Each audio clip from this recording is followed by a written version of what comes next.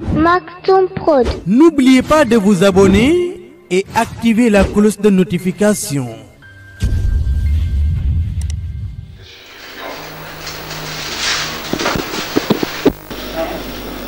ñu ngi jëkk tontu le camarade Malick Mbaye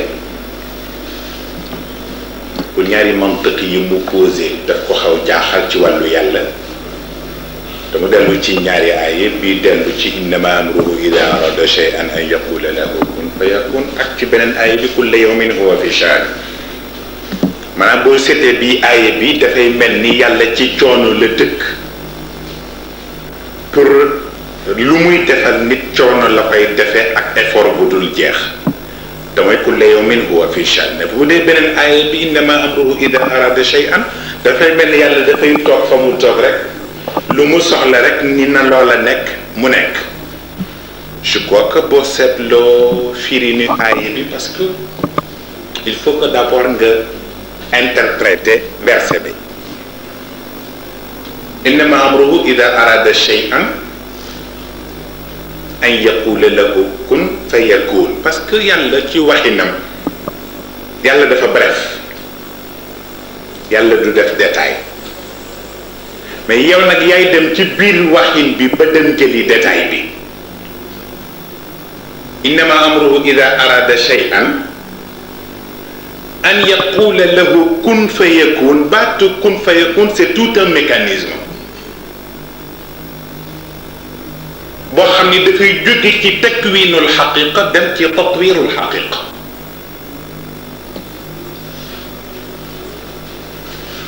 maanaam yàlla def ni lu mu bëgg yow war a def loola élément yi ko war a composé yépp dana ko teg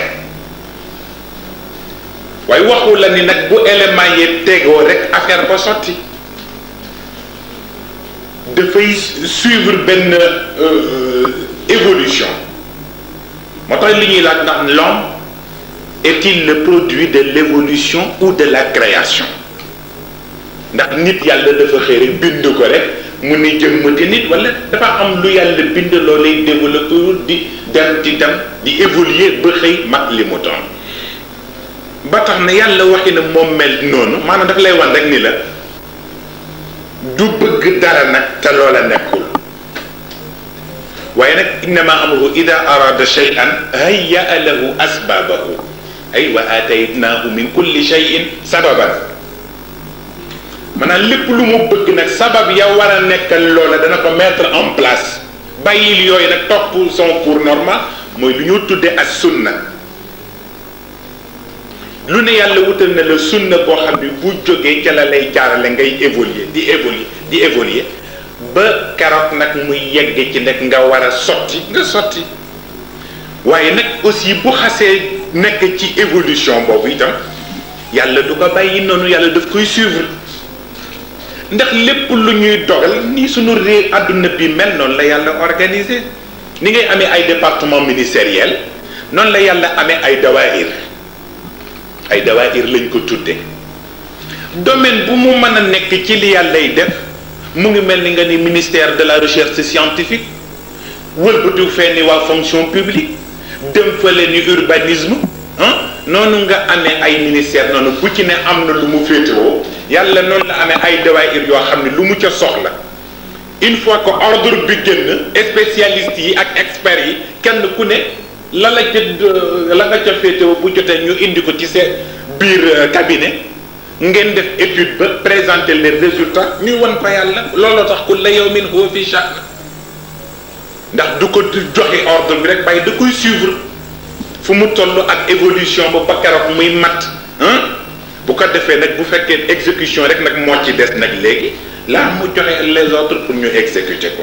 loolu tax mu am ay dawaayir daairatul lutfi wal fadila ay daairatul amri bil ma'ruf wan nahyi anil munkar ñooñu ñoo yor affaire pénalité yeeg police yeeg gendarmerie yeeg douane yeeg yëpp ci daairatul amru bil ma'ruf wan nahyi anil munkar bu dee daairatul lutfi wal fadila lépp lu jëm ci problème rab yi même rab yi nekk dem ba ëmb war a génne seen doom te amuñu sage-femme amuñu clinique dañ leen di assister foofa waa daayiratul lutfi wal fadila ñoo leen di assister yàlla di dem di laaj fan la ñu koy indil déjà dossier yi di ko jox muy contrôler pour wax la kon bu ñu la ne rek kun fayakun yëpp mécanisme la da koy suivre kulla yawmin huwa fi sha'n am ay délai nag am ay délai ñu di ko topp bu ko defee kon daf lay wan rek ni la benn bii dafa dellu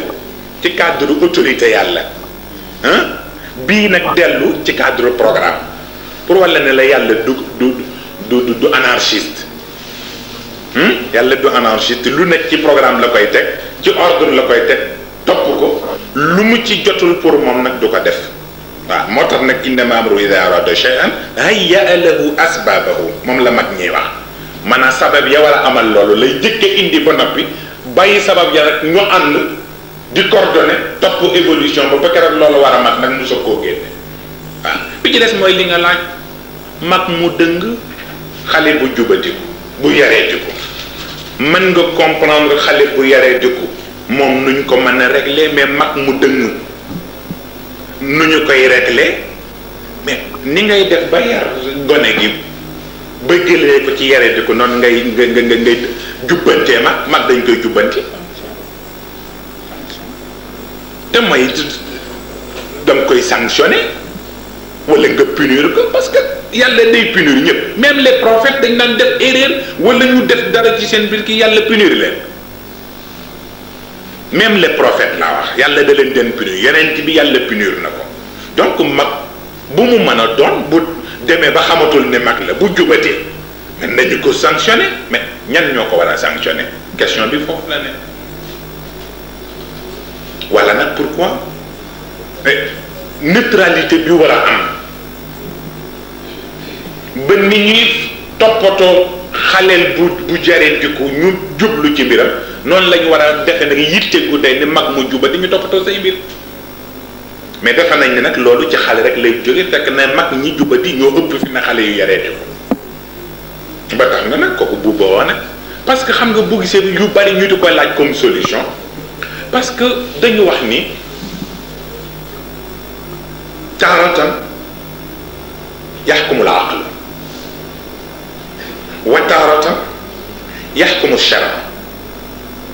wa taaratan yaxkumul aql wa shara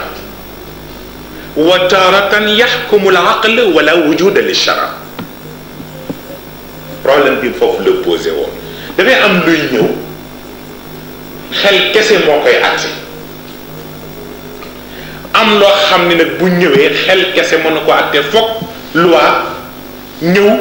imposer boppam ñu régler ko ca am ca luy ñëw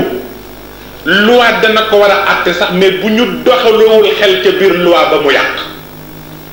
am ca loo xam ne nag loi xel a ko waroon ànd